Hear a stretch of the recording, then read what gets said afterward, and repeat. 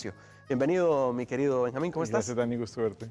Este tema me lo mencionabas ahora de la forma legal porque cubre también muchas aristas. Hoy las mascotas tienen más leyes que les protegen, que les cuidan, pero no deja de lado el tema también familiar que se convierte en un espacio. Y antes de entrar en la reglamentación, me gustaría que lo mencionaras, porque es muy interesante saber que la mascota, aunque no es una figura humana, sí tiene ciertos derechos que ante un divorcio podrían afectar, ¿cierto? Tiene derechos, tiene obligaciones, o sea, es como un hijo más, sin salirnos de lo lógico. O sea, sabemos que no son niños, pero es un tema muy sensible. Yo creo que vos y yo lo hablábamos hace un ratito. Es muy sensible el tema de que muchas personas que no han tenido hijos o que ya tuvieron hijos grandes y los están incorporando, entienden que el perrito o el gatito son parte de esa familia.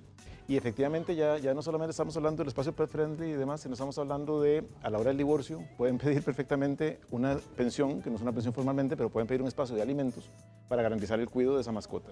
En temas de violencia vicaria, o sea, si yo me llevo al niño y hago un problema y hago una agresión, cualquier cosa, aplica exactamente igual que si lo que te quité fue el perrito. Entonces empezamos a tener un montón de vinculaciones alrededor de todo esto que hace muy delicado el tema porque a la hora de que vas a hacer una disolución del vínculo tienes que discutir hasta el régimen de visitas. Vos te lo llevas una semana, yo me lo llevo otra semana, ¿a dónde va, a dónde viene? Y uno dice, ok, tengo chiquitos y tengo animalitos por todo lado. Entonces hay que tenerlo muy claro porque sí hay mucha reglamentación, hay mucha obligación, mucho derecho y también hay un tema muy conflictivo porque incluso podemos llegar a esferas penales, o sea, podemos ir a la cárcel por un tema de una mascota. Qué curioso esto, porque de alguna manera, Doc, estábamos hablando también que en los espacios donde ingresan las mascotas, como los vemos casi que humanizados, consideramos que ellos podrían entrar libremente. Correcto. Y hemos visto hasta discusiones de dueños de mascotas con los locales donde no los dejan ingresar.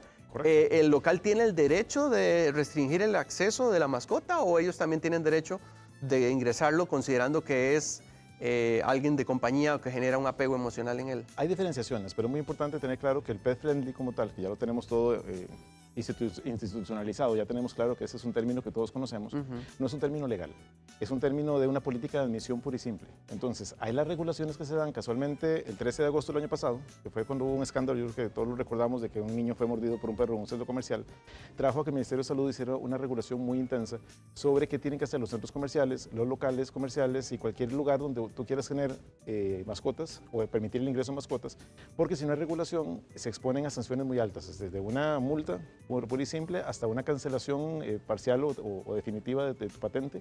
Entonces hay que tener muy claro eso. Las regulaciones lo que establecen es bastante básico, o sea, si vamos a permitir, como política de admisión, que vamos a permitir que mascotas entren, hay que entender primero, perdón, que las mascotas son perros o gatos. O sea, la legislación lo limitó a esa línea.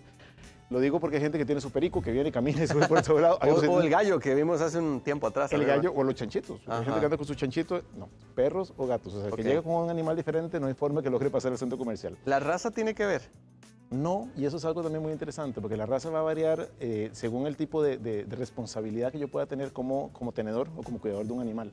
Pero no me lo pueden prohibir. Lo que pueden hacer es limitar la condición de cómo lo manejo. Una obligación es que tengo que entrar con correa y con collar o cosas de ese tipo. Pero dependiendo del tipo de animal, voy a tener que tener bozal.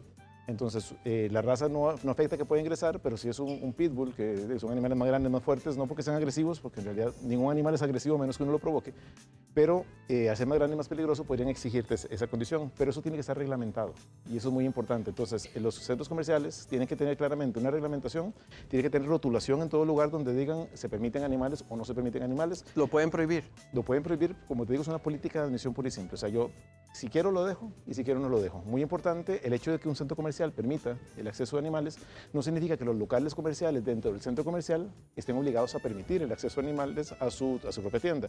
Y tiene mucho sentido. Hay temas de alimentos. O sea, el tema de la ley de cuidado de alimentos, o sea, todo lo que tenga que ver con alimentación como tal, está regulado por leyes especiales. Entonces, en las áreas de comidas, yo puedo, si el centro comercial lo permite, permitir que haya animalitos, pero en determinadas áreas externas, no dentro de espacios cerrados, jamás pueden entrar a las áreas de preparación de alimentos. Pero tenemos que tener claro, una vez más, que tiene que haber una reglamentación que tiene que estar muy estructurado. ¿Qué responsabilidad hay? ¿Cómo se capacitó al personal?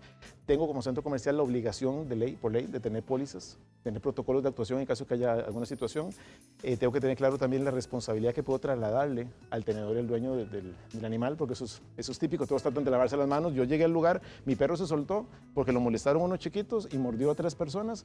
y la responsabilidad del centro comercial, y no es así. La Eso te responsabilidad iba a es compartida. preguntar, hablando de centro comercial que tiene que tener su protocolo y toda esta reglamentación, ¿qué pasa en los lugares de espacio público cuando vemos que sueltan a los perros y que en ocasiones son razas que pueden reaccionar de manera agresiva? No porque generalicemos, pero hemos visto que algunas tienen más tendencia a esto.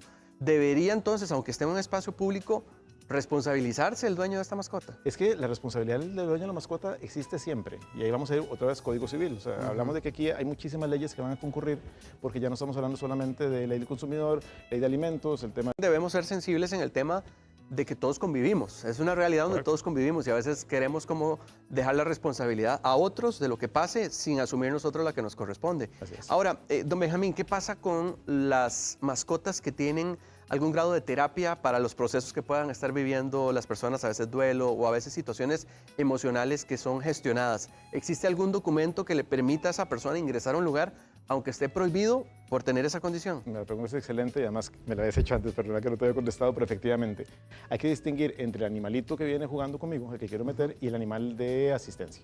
O sea, hay personas con algún nivel de discapacidad, o adultos mayores, o personas con discapacidad que por una situación médica tienen derecho a andar con el animal, una vez perro o gato.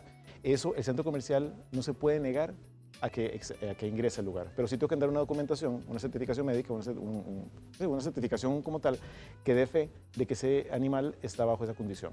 Entonces, el tenedor del animal es responsable de su cuidado, pero nadie puede evitar que yo entre a él. Entonces, ya no es un tema de reglamentación del Ministerio de Salud, sino es un tema de que por ley yo tengo la posibilidad de andar con el perrito porque me cuida, me está cuidando, me está ayudando, o más aún, si tengo un problema soy un no vidente, tengo derecho a que el perrito me lleve y me traiga porque es un accesorio de mi vida.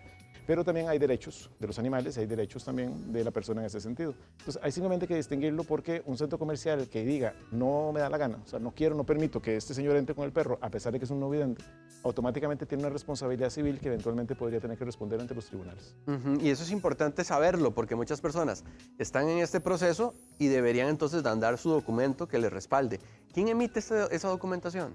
En realidad hay una normativa, entonces cualquier médico certificado, con una certificación médica, es como un certificado de salud de que soy esquizofrénico, o sea, puedo andarlo, entonces no, tengo una condición de salud determinada, o una limitación, una discapacidad determinada, o no evidencia, y tengo permiso para andar con un animal de compañía, un animal de asistencia, que en ese sentido tiene que dejarle entrar.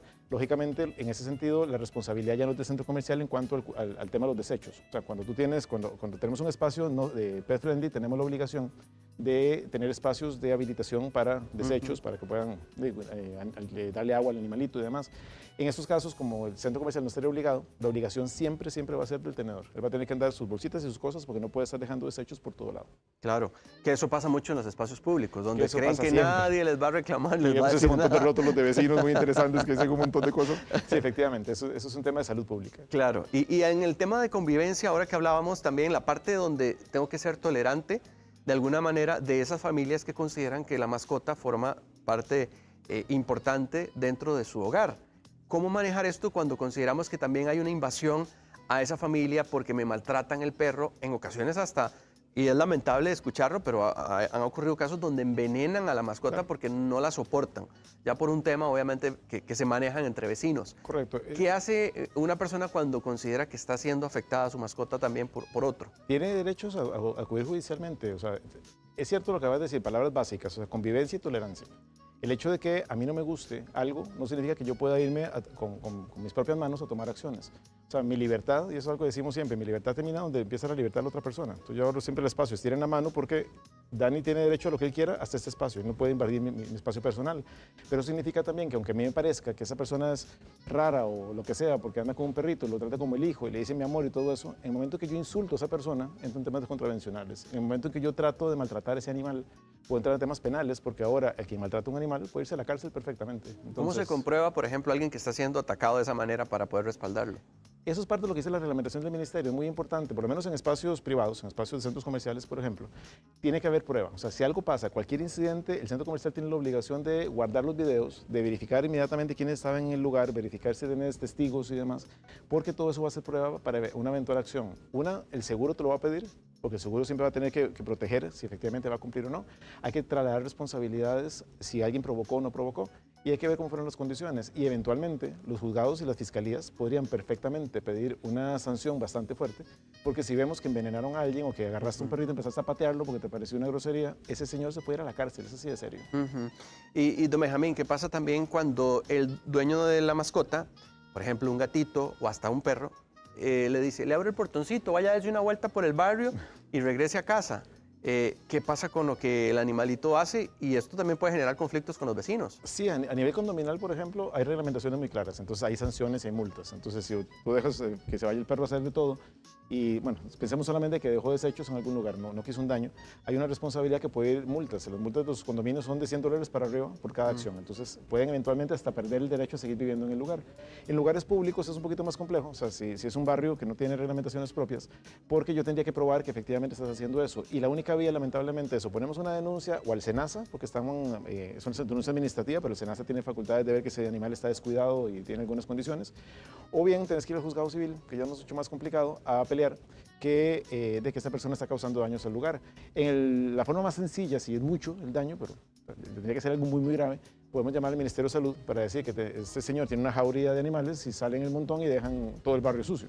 Entonces, habría cosas que podrían ir al Ministerio de Salud, pero generalmente estamos hablando de SENASA o de juzgados civiles. El ser humano es muy complejo y a veces también nos enredamos mucho en la vida y vemos casos de personas que dejan que ingresen animales a su casa para adoptarlos o tener ahí la crianza de estos animalitos, pero los descuidan. Correcto. ¿También se puede denunciar eso? Totalmente. De hecho, bueno, ahora hay una normativa que ya no te permite vender, por ejemplo, en las veterinarias, animalitos vivos. Entonces hay que ir a criaderos como tales porque se supone, y esperemos que sea así, que haya más regulación porque lo que hacen es que tienen a una hembra, una perrita, una gatita, hombre, teniendo crías a lo bestia, entonces ya convertimos ese tema en un tema de agresión y hasta de tortura, si se quiere, a los animales. Okay. Eso es lo que estamos tratando de empezar a regular. O sea, en realidad, de alguna forma, toda esta nueva forma de pensar de esta nueva generación nos hace más humanos, y eso es muy importante, la humanidad no podemos perderla, pero también hay que entender que hay límites que hay que seguir y hay que entender la responsabilidad que todos tenemos si algo sucede.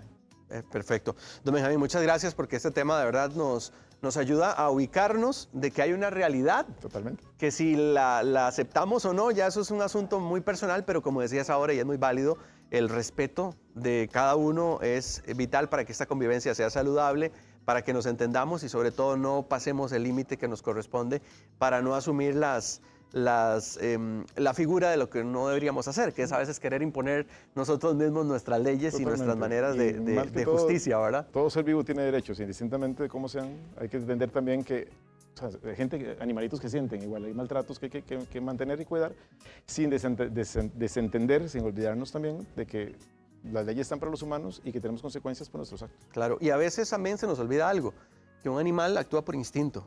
Totalmente. Y a veces pensamos que va a actuar como nosotros. No, jamás. No entienden. Muchas gracias, don Benjamín, de verdad, siempre es un gusto compartir.